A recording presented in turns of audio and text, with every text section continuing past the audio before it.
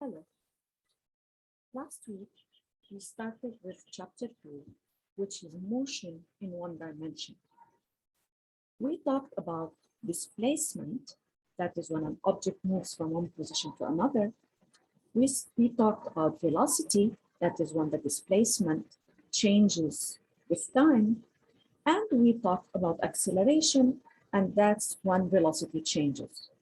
We solved the problems in particular when the acceleration, in particular when we have a constant velocity.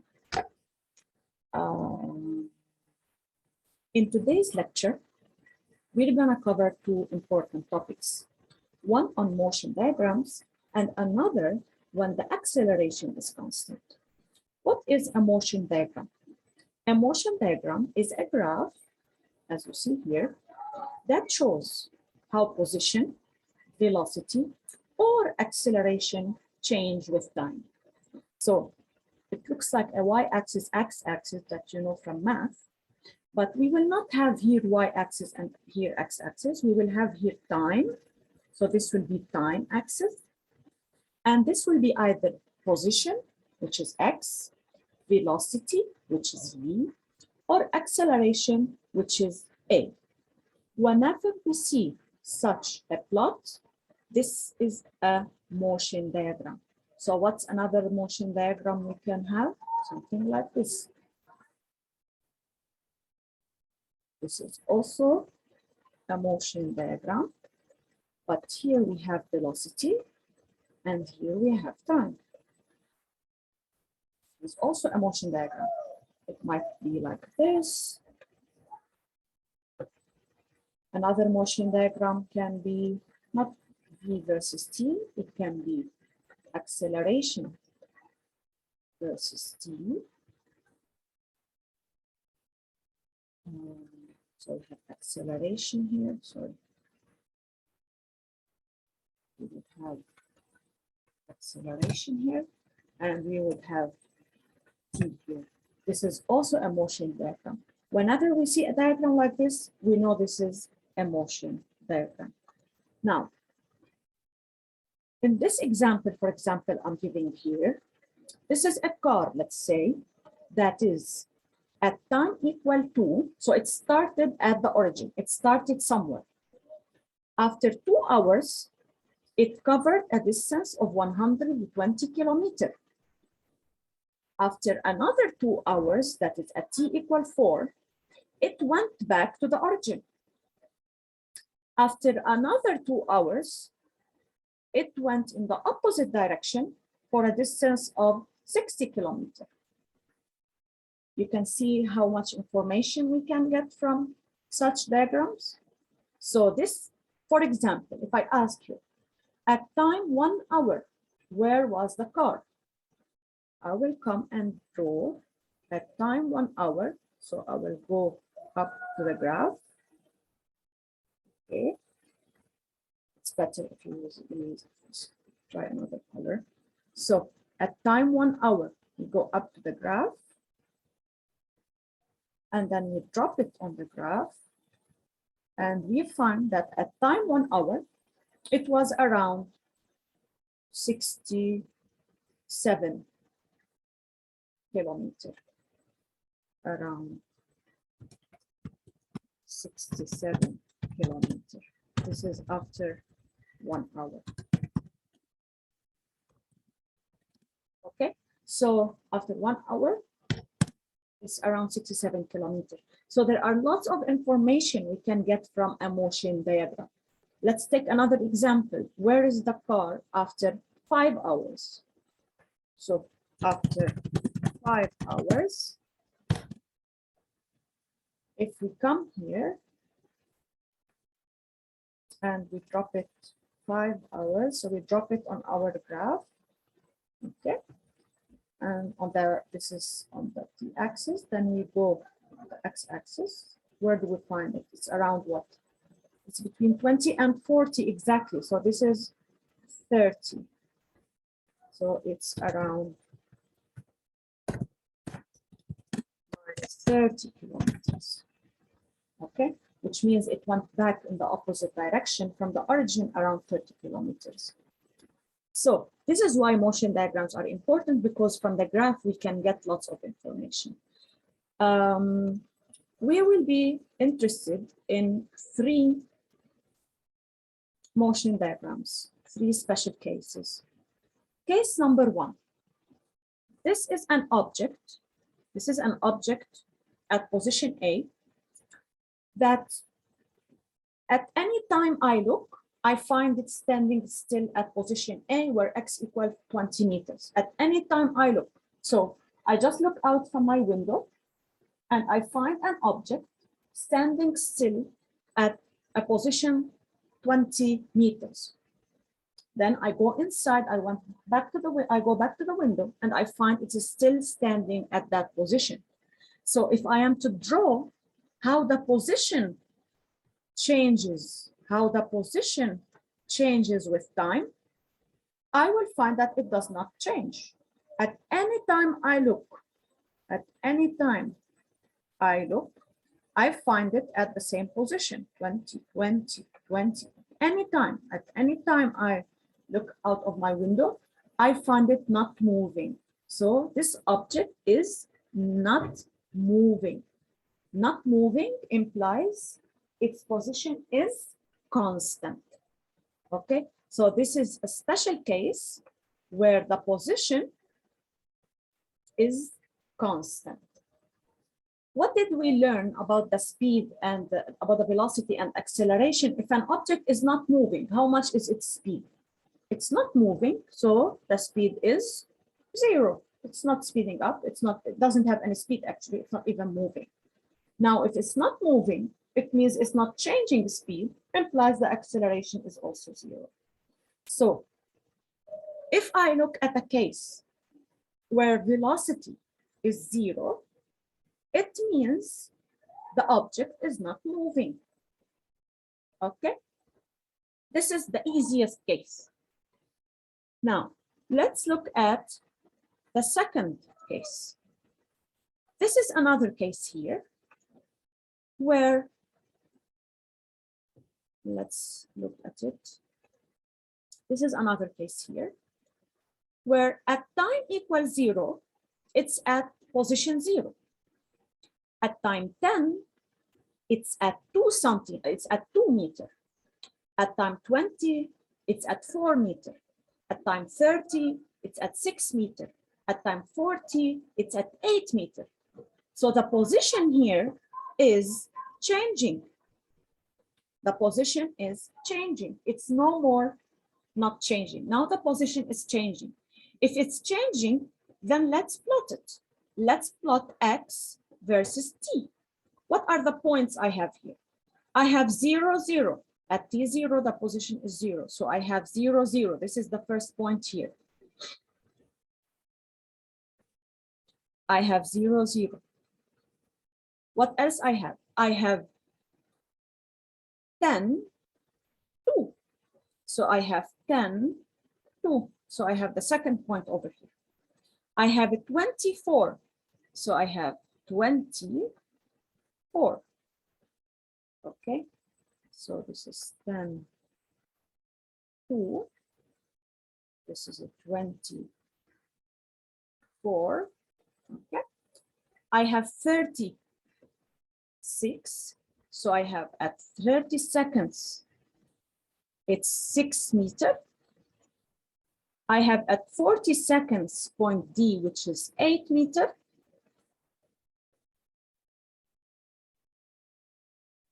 Okay. If I ask you now at time 50, what do you think that the x will be? It will be 10, because now we can see the pattern. What is this? What is this we have just drawn? What is this? It's a straight line. It's a straight line. And if you remember, for those of you who were attending the very first 2 lectures, you can find this lecture in course reference. This was revision of straight lines.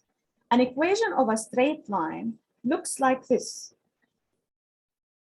It looks like this. y, that is whatever I have on the y-axis, equal slope a times whatever I have on the x-axis plus b, which is the y-intercept. In our case here, we don't have y-axis. What do we have? We have x. So we don't call it y here, we call it x. So instead of y, I have x, okay? And instead of x-axis, what do I have? I have t. So the equation will not be y equal ax plus b, it will be x equal slope times t, which is whatever I have on the x-axis, okay, plus not y-intercept plus x-intercept. Because in this case, I don't have y-axis, I have x-axis, it's x. Can I get the slope? Yes, I can get the slope. If you just go back to that lecture, you will find that it is x2 minus x1, or it was y2 minus y1 over x2 minus x1. In this case, it will be x2 minus x1 over t2 minus t1. x2 minus x1 is nothing but delta x. t2 minus t1 is nothing but delta t. And delta x over delta t is nothing but our famous velocity. Velocity is delta x over delta t. So in this case, when we have a straight line, the slope of the straight line, is the velocity. And it's constant in this case. It's constant. If you take any 2 points and you calculate delta x by delta t, you will find that the velocity is constant. Let's do, for example, the calculation here. Let me clear all drawings. Let me calculate v between this point and this point. Let's take these 2 points and calculate v. So v is equal x2 minus, actually it's x final minus x initial, right? Divided by t final minus t initial. So let's do it. This is equal. What is x final here? What is x final? It is 4. What is x initial? It's 2. What's t final? It's 20. What is t initial? It's 10. So this is, let's go back to our text box. This is 4 minus 2 divided by 20 minus 10. And this is equal what? This is equal 2 divided by 2. And this is equal 1 meter per second. If I take any other 2 points, and I will leave this for you to do. If I take any other 2 points, for example, take these 2 points, take this point and this point, and try to calculate how much will you get velocity, okay? You will get the same number. So this is case number 2, where position is changing, it's no more constant, but velocity is constant. And in this case, if I look at the motion diagrams, I will find, because velocity is constant, see, velocity is constant, it doesn't change at any time. At any time, it's exactly the same value, which is in this case 1 meter per second. So it's exactly the same value. If velocity doesn't change, implies acceleration is 0, because acceleration is how the velocity changes. If velocity does not change, implies acceleration is 0. Okay? And how will x versus t look like? It will be a straight line with a slope. Okay, having a slope equal to the velocity. So case 1, position is constant. Case 2, velocity is constant. What do you think third case will be? Third case will be acceleration is constant. Okay, so third case will be constant acceleration. Position will be changing, velocity will be changing, but what will be constant? Acceleration will be constant. How will the graphs look like? You are not responsible for, you just have to remember how these graphs look like. Acceleration constant, it means with time, look, notice always at the x-axis in a motion diagram, we always have time. I'm sorry, here I forgot to put the unit. So here the unit is second. I'm gonna correct this in the slides. The time is in seconds. Okay, always. And here also the time is in seconds. So the acceleration is constant, implies at any time the acceleration is the same. At any time the acceleration is the same. At any time the acceleration is the same. Velocity will be changing in a straight line, and the position this time will change in, it's called a parabola. Okay, you just have to remember it. That is, if you see it like this, you will say, okay, this is the case for constant acceleration. We will have acceleration, straight line like this, horizontal. The velocity will be straight line, but with a slope, and I can calculate the slope, and it will be actually exactly the acceleration. I also leave this, it's here, slope equal V2 minus V1 over T2 minus T1, which is delta V over delta T, and this is exactly the acceleration that we learned in lecture 1 and 2. So we will have V final equal A delta T plus V initial.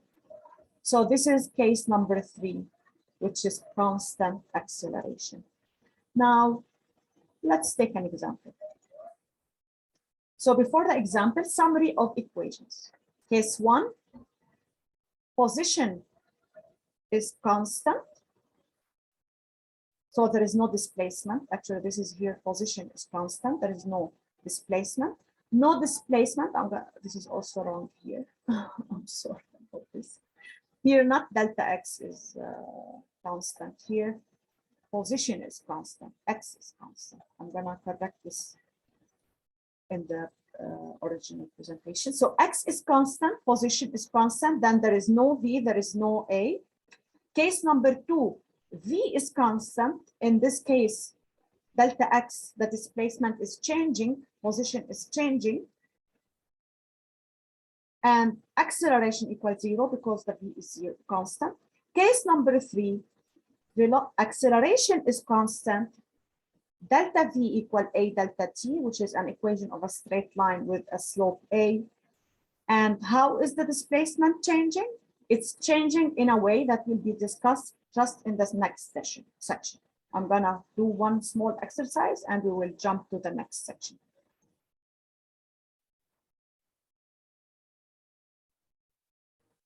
Okay, so example. Take this example. This is, let's say this is a car that is moving from this point to this point, as in section A. Then it moves in this way as in section B. And this is a V versus T diagram. Just because it is V versus T diagram, it means this is a motion diagram. So based on the motion diagram above, what is the type of motion in each of segments A and segment B? I will look at segment A. I will see that it is a straight line with a slope. This means this is which case? Case 1, case 2, or case 3? This is case 3 when A equal constant. Okay? So this is uniform, some people call it uniform accelerated motion. That is motion with a constant acceleration. Okay? Now, what is happening in section B? What's happening in section B? It's a straight line, but no change, no change. This is a straight line, horizontal. There is no change. At any time, I have exactly the same V. I have exactly the same V. So this is a situation which is case 1, case 2, or case 3. This is case 3. Sorry, this is case 3, where velocity is constant. Position is changing in a straight line, where delta x will be v delta t, and the acceleration will be 0. This is case number 2, actually. Okay? So this is the type of questions asked. I just want to always to imagine there will be a x versus t, v versus t, or a versus t. And from the diagrams, you need to know what type of motion is happening. Is it constant position? The object is not moving. Is it constant speed? It's moving, but with a constant velocity. Or is it constant acceleration? It's moving, but with a constant acceleration.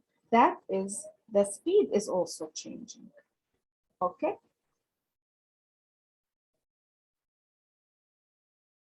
Now, I said over here that the equations will be given in the next section.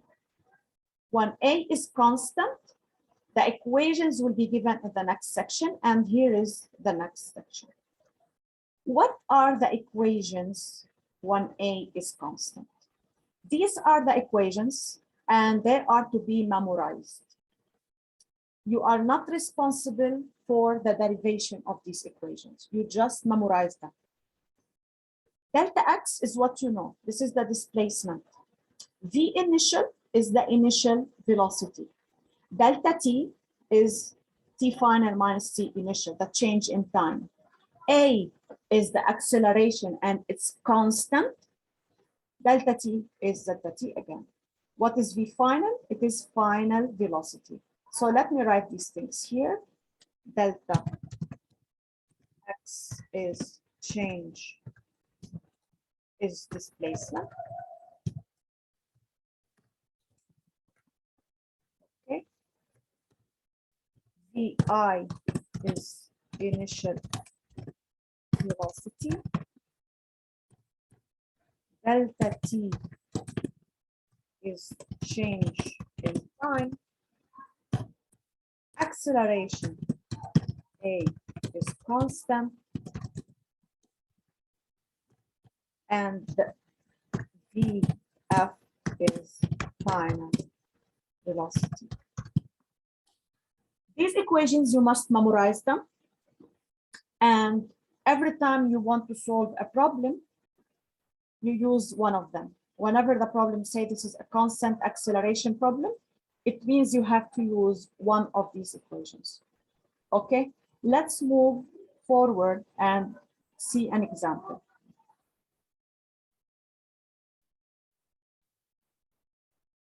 So this is a problem.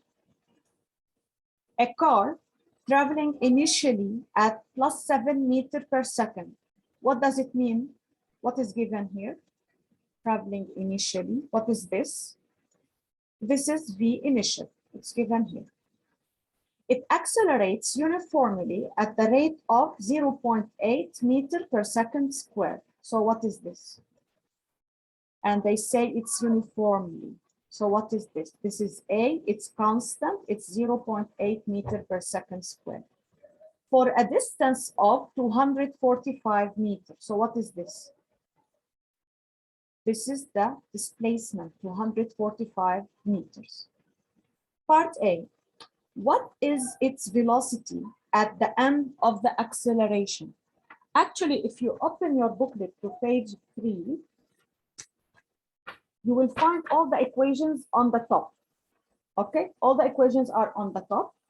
And here, all the equations are in the previous section. They are here.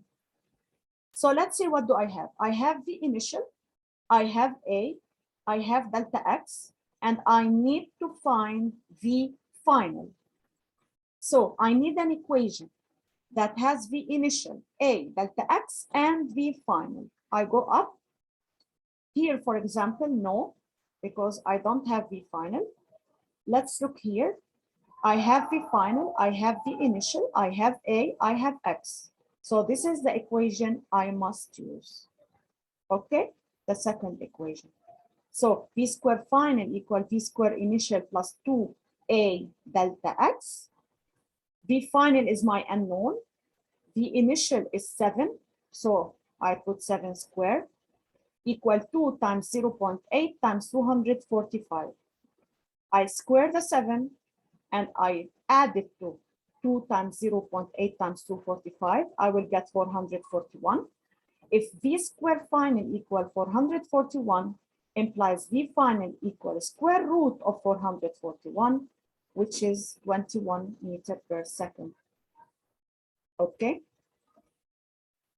Second part, what is its velocity after it accelerates for 125 meters? So now they give me delta X 125 meter, and I want to get also VF.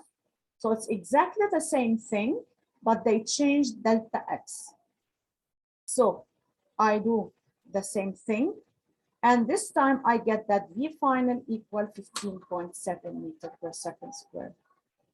One thing I realized that V final is less than, V final in B is less than V final in A. Is that to be accepted? Is this accepted? Is it to be expected? Yes, because delta X was much less. Okay, so this is number 11, page 3. Let's move to another exercise. Number 12, actually on the same page. Nathan accelerates his skateboard uniformly. Again, here is the tricky word, the trick word. Accelerates uniformly. So this is a problem where A equal constant. A equal constant. So I'm allowed to use all the 4 equations above. Along a straight path from rest. What does from rest mean? He accelerated from rest. It means V initial is how much? Is 0. Okay. To 12.5 meter per second. What is this 12.5? This is V final. In 2.5 seconds. What is this 2.5 seconds? It is delta T. So I put my given. V initial is 0. V final is at 12.5. Delta T is 2.5. What is Nathan's acceleration? I need to find A. I need to use one of the equations where I have V initial, V final, and delta T and acceleration. Okay, so I look here, it has delta X. I don't want it. I don't need an equation with delta X. Here, it doesn't have delta T. I need delta T. Here, I have VF, VI, A, and delta T. So this is the equation I need to use. So I go back to my problem. And I put V final is V initial plus A delta T. V final is 12.5. V initial is 0. A is my unknown, and delta T is 2.5. Now, I have to do calculation. 0 disappears. 2.5A equal 12.5 implies I do cross multiplication. A will be 12.5 over 2.5, which is 5 meter per second squared. Part B, what is Nathan's displacement? So what are they asking me for? Displacement is delta X. So this time I need an equation that also has delta X. And which equation also has delta X? This is one of them. Let's see if we can use it. This is another one. Actually, I can use both of these equations, either this one or this one. I find this one easier because there is no square. So I find this one easier, but you can also do this one and you will get the same answer. So let's go back to our equation. delta x is half v initial plus v final times delta t. So it is half. Instead of v initial, it's 0. Instead of v final, it's 12.5. Instead of delta t, it's 2.5. I get the answer. So I leave it for you to get the same answer using the first equation. Okay. What is Nathan's average velocity during this time interval? This is from previous lecture. V final is total distance over total time. How much is the total distance? It's total displacement, which is 15.625. Over 2.5, I divide, I get 6.25 meter per second. Now, based on these four equations, just these four equations, I want you to try to solve problem number 5, page number 5. Okay, so open your book with page number 5 and try to solve problem number 5, which is a speedboat increases its speed uniformly from V initial 20 meter per second to 30 meter per second. It means this is V final in a distance of 200 meters. So this is delta x. Part A, find the acceleration. So you want to find A. Part B, find the time it takes to travel this distance. So you want to get delta t. So put the equations in front of you, put the given in front of you, and I want you to try to solve this problem. I'm gonna be solving it during the live session tomorrow. Okay, so that's it for today. And tomorrow we will have a new lecture. Bye-bye.